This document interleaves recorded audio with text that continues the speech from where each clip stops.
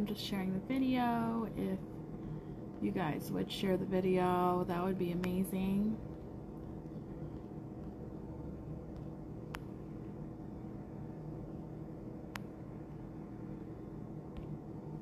Okay, hi Estella, hi Workit, hi Ann English, hi Kristen. Ooh, so much flyaway fuzz today. I'm sorry, you guys. Today's live video is going to be slightly different. I haven't came on and actually had a face-to-face live with you guys for a long time. So it's not going to be a nail tutorial, so I'm sorry if that's what you're here for. It's going to be a different type of tutorial, so more of a educational, informative type tutorial for you guys. Hi Stephanie, hi Certified Nails, nail chemist. Surrounding a lot of things that are happening. Hey Raina, hi Sums. So the kind of things that are been happening in the nail industry. So I'm just coming on here this way I can tell you guys maybe how to prevent quite a few of these things. So as you can see from the title, it's things to ask before becoming an affiliate, educator, ambassador, or influencer for any company or brand. Hi Anne, hi Bling. And I think that this is very important that I come on here and I talk about this with you guys, because I've been affiliated or an educator or an ambassador or whatever for quite a few companies. And as you can see now, like, I do have my own brand. It has nothing to do with my brand, but it has everything to do with you guys being able to protect yourselves and the things that you can do as a person that might be looking for something like this. Or maybe you think that being an educator or an affiliate for somebody might be the thing that it is that you want in your nail career, because guess what, I thought that I wanted that too, you know, back in the day. So I've been doing nails for 13-ish years now. I don't exactly know the year that I got licensed, but it's been around 13 years. And back in the beginning, you know, I really wanted to be a nails educator in order to be able to help other people the way that I didn't get help when I was in the nail industry in the beginning, because I lacked that in general, right? Hi Shanessa, hi CJ, hi Neek. So I just have, I wrote down a whole bunch of stuff, okay? Like, I just went through, it's like 2-3 pages worth of stuff, okay? So I don't know how long the live is going to be, but I would super appreciate it if you guys would share this video, because every single person that does nails right now, or that does hair, that does massage, that does aesthetics, that does any of this stuff, like, they need to know this stuff if this is something that they want to do in their industry, because all of this information is going to apply to them. So first things first, you want to be an educator or an influencer or an ambassador or an affiliate. Ask to see the contract first. You don't have to agree to anything until you see that contract. So make sure that you're asking for that contract, and if they say no, then you already know that you don't want to be a part of that company. Make sure that you're reading over this contract thoroughly and be sure it's something that you actually want to be bound to. So this is just at first glance. You can read it over and be like, yes, this is something that I want. Yes, this is something I can do or am willing to do. Or no, this is not something that I really want to do, and then say, no, I'm not going to do it. Hey, Classic. Hi, April. Hi, Nail Tech. Or you can say, you know what, I'm not sure about this contract. Maybe I need outside opinion or advice. So you can always ask yourself, like, is this legal? Is this contract even legal? Because each state has different types of laws, and just because it's written in one state does not mean that it's actually legal for you to sign it. Also, another thing is, just because they put it in the contract does not mean that it's legal at all. People put stuff in contracts all the time that isn't even legal. They just tried to make it seem like, oh, well, you should be signing it just because it's in the contract. Oh, it's in the contract, so you're bound to that. That's not true. Hi, China's Nails. Hi, Stephanie. So please understand that just because it's in the contract doesn't mean that it's legal. You can always take this contract to a lawyer. Take it to a lawyer and then have them give you advice on that. And be like, do you think I should sign this? and just have them give you straight legal advice. A lot of times, especially, I mean, we're in the nail industry, beauty industry, whatever you want to say, we know somebody that's a lawyer, right? And if we don't know somebody that's a lawyer, we know somebody that's going to advocate for people like us. So a couple big ones in the industry is Jamie Schrabeck and Tina Alberino, and I'm going to get in that later because I did post stuff, or not post, I do have some information from both of them as well. Next case in point. Hi, Skyla. What are your obligations to this contract? So how much time are you going to spend on the obligations that are in the contract? That's first and foremost. Are you going to be able to accomplish these obligations in this contract?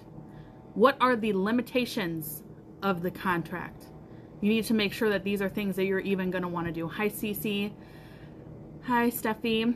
Sorry if I'm missing anybody. And when you are having these obligations for the contract, are they honest reviews that you can say, okay, I really, really like this product. I'm advocating for it. It's awesome. I definitely want to do this. Or are you going to get a product, even if you love everything else? If you get a product, are you going to be able to say, like, I don't really like this at all, and yet you still have to post them in a good light, okay? Hi, Brad. Hi, Blanca. Oh, that's okay, Classic. I'm definitely going to be saving this, so God willing and Instagram willing.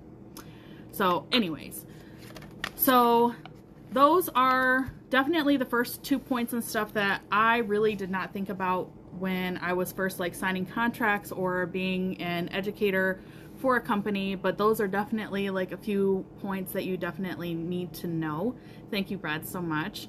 Those are just 2 of them. I have quite a few that I want to talk about anyway. So definitely make sure that those are the first 2 things that you think about. Because if there's going to be any limitations, yes, exactly. Do your due diligence. Yes, yes. So the next thing is, how are you getting paid? So are you getting a percentage of the sales? And is that going to be a product credit, or is that going to be cash? Is that going to be free product? You know, that all matters. I've been paid in all of these ways from multiple different companies, so it really varies. Sometimes I get a combination of both. Sometimes it's one over the other, that sort of thing.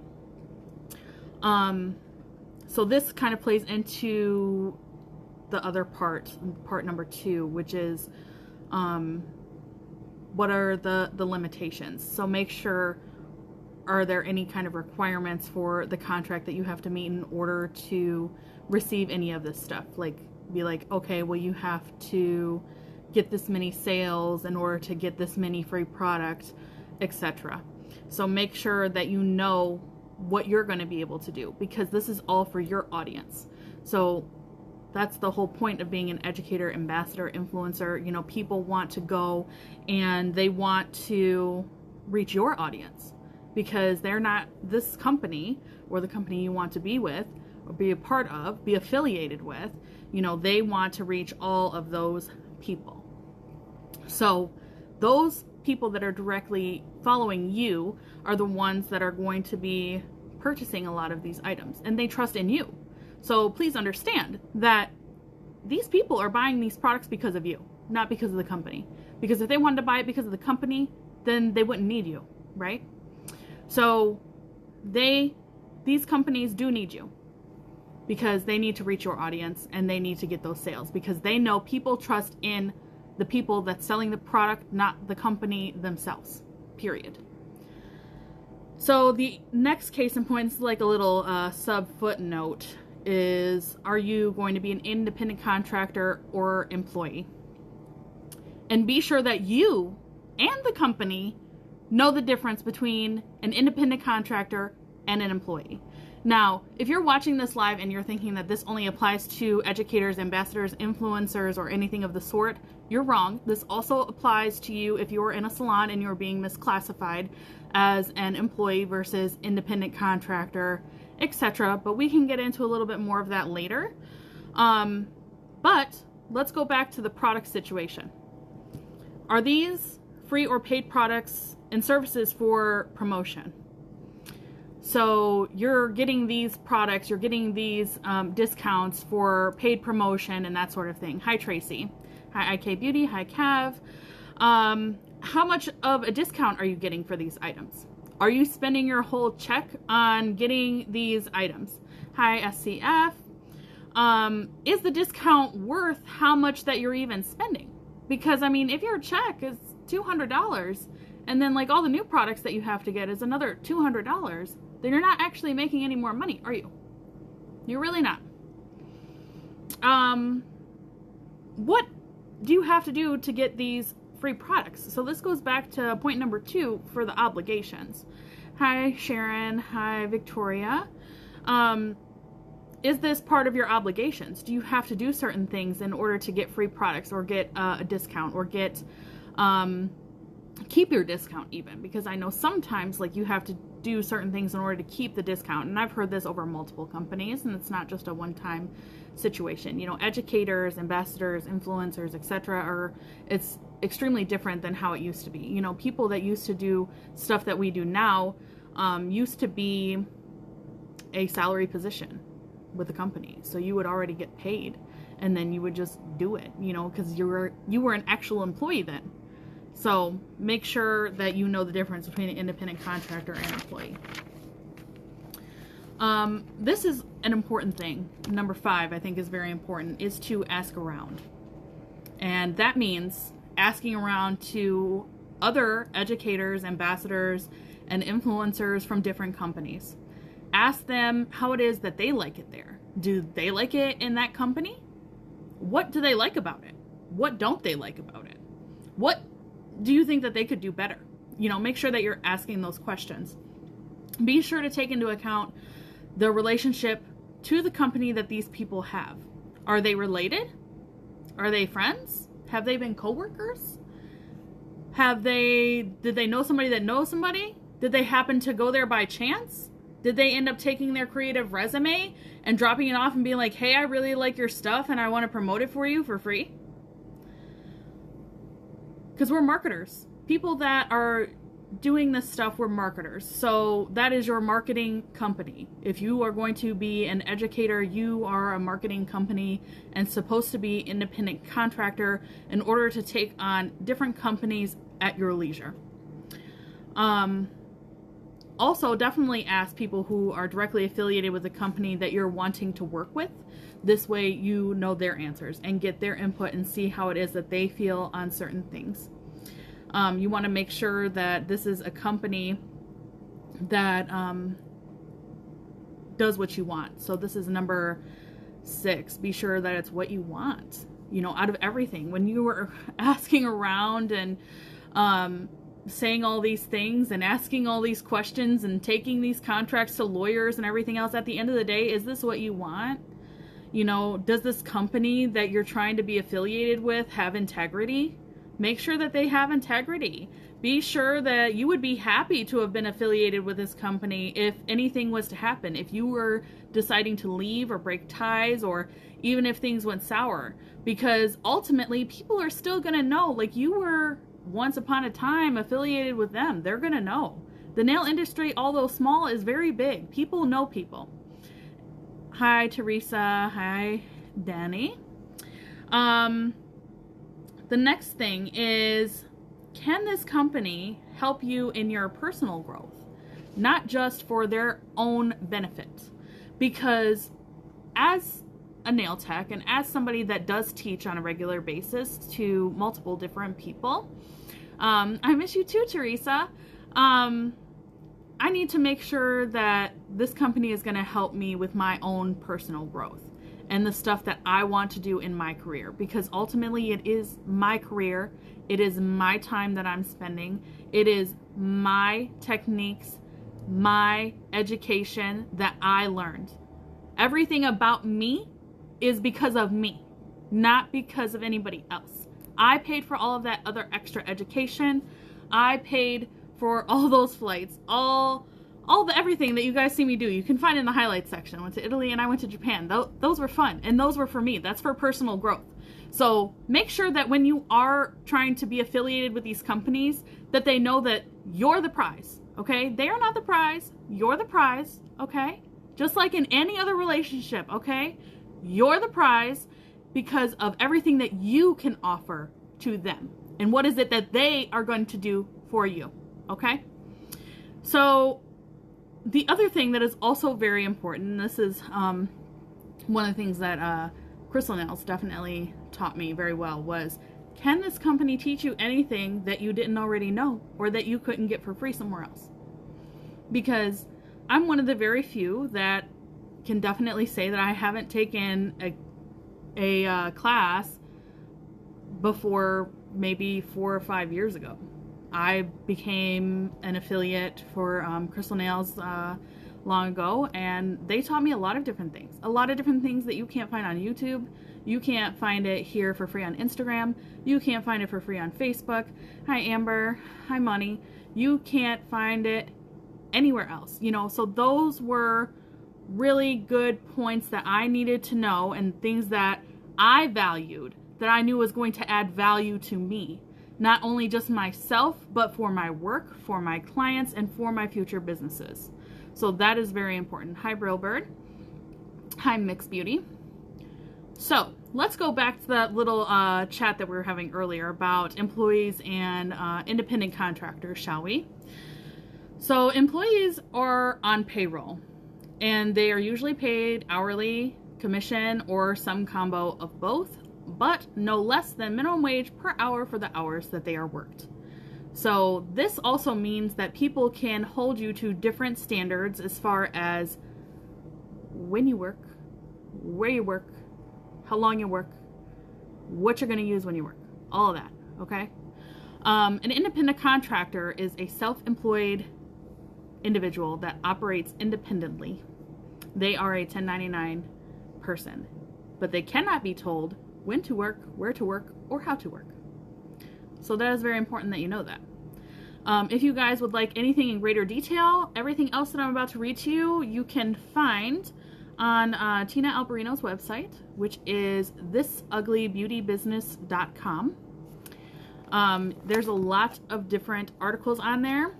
All you have to do is use the search function and click in independent contractor, and you'll be able to see all this information that I'm going to read. I only took a little bit because this is on live, obviously. So I took the main points. And even though that a lot of this stuff is applying to salons, you can find all of this also on the IRS.gov website as well. An independent contractor cannot be expected to follow certain rules like when to work, where to work, and how to work, because you lose the freedom of independence, which is the true meaning of the independent contractor, okay? The establishment of set hours to work by the person or persons for whom the services are performed is a factor indicating control, which that means you're an employee. The establishment of set hours of work by the person or persons for whom the services are performed is a factor of indicating control. You need to know that. Hi, Get Nailed.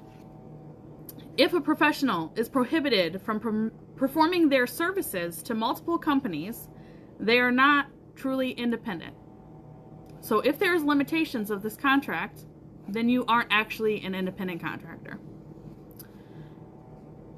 Next one. An independent contractor cannot be fired as long as the independent contractor produces a result that meets the contract specifications, because it's a one-time contract job, because that's how independent contractors actually work. They are contracted to do a job, they do the job, and then they leave. And then that person that hired them for the job can't tell them, like, you can't work for so-and-so down the street. Well, because that doesn't matter, because they're independent from you. You don't have any ties to them at all. You can't do that. An independent contractor is not exclusive to your business at all. So that means if I hire an independent contractor in my salon here, then if they want to go to a different salon 10 miles down the road and work on different days, they can do that. I can't say that they can't, because ultimately you cannot prevent somebody else from making money. Not like this, not in an independent contractor status. If you're talking about another contract, like as far as like different stuff like nursing, other things are like, what's that one? My one client, she works at like, it's like shipping, receiving. They have contractor positions, but those are salary things, okay? So they are contracted for a certain amount of months in order to do something. So during that period of time, then they can't do something else, right? So because they have to fulfill the contract that they have completed first in order to move on to the next contract obligation. And also independent contractors cannot be held to any non-compete agreements. Another good source of information is Outgrowth Podcast. That's by Jamie Sherbeck and Ashley Gregory. So that's all I have written down, and I think that's a lot. I covered quite a lot. But definitely this is information that everybody needs to know if you decide that you want to be an affiliate or be an educator or be an ambassador or an influencer to any person, brand, salon, whatever it is. You know, be sure that you're asking the questions that you need to do, because you need to do it. Because if you don't tell anybody or you don't know any better, nobody else can tell you really any better. Yes, exactly. False contracts. There's lots of people making false contracts because they think that just because they put it in there, then they can. Then you're bound to it. But it doesn't matter. A lot of times when people are putting these little things in contracts and you're just like, oh, this is weird. And they're like, oh, it's just standard. What's so standard about a contract that's supposed to be exclusive to whatever it is that you're doing? That's not really standard. Standard stuff is like little small things at the bottom, like a severability clause that says like, oh, well, if a part of this contract is found to be false or can't be held up to, then the rest of the contract still stands. That's something that's like standard. Not that, oh, you can't work for the salon down the street. That's not standard. They think that's standard because a lot of people do that. But it's not standard at all. So be sure that if somebody is trying to say, like, you have to do X, Y, and Z, and you have to do this when, this how long, this whatever, you are an employee. You're not an independent contractor. You're an employee. So make sure that you're reading over everything. Have your lawyer read over everything. And don't be scared. Don't be scared to question and be like, hey, what about this? Hey, what about that? And be like, my lawyer said this, But remember, it's ultimately up to you if you want to sign that contract or not. It is totally up to you.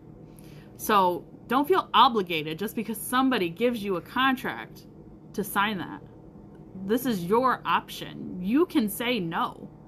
You can be like, hey, somebody tried to give me this contract. Can you believe they thought I was going to sign this? No, I'm not going to sign that. I can't tell you how many times I've said no. Really. And it's okay to say no. Don't feel bad about saying no. So, hi, Rose Warmth. So make sure that even after this video concludes, make sure that you share this video, because this video definitely needs to reach as many people as possible. People need to know this. You need to know what you need to be asking in order to protect yourself. Don't be afraid.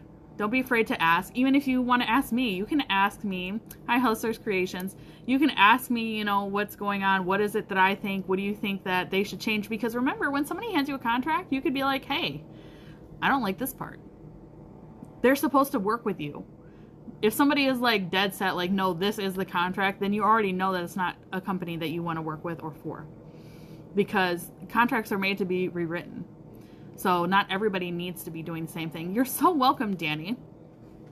So make sure that if they're not going to work with you, then you already know they're not going to work with you on anything else. Hi, Mama Vic. So ask questions. Ask a bunch of questions. All the questions. Don't be afraid. So make sure that you know this. Make sure that you're sharing this. And I hope to see you guys in my next live video. Bye.